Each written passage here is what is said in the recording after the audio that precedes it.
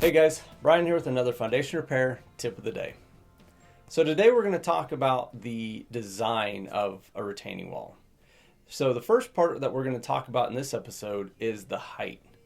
Now the importance of the height is that you don't want a retaining wall that sticks above like your slope that comes down, because the top part just becomes top heavy and really doesn't do any good. And you don't want to obviously be below your slope, because your slope will just run off straight over top of it. You want to be right at the toe of the slope. So you want it to hit here, just like this, so that way you maximize your retaining wall. So in the next episode, we're going to talk about how important it is to key in your footings on your retaining wall design as well. So until next time, we'll talk to you soon.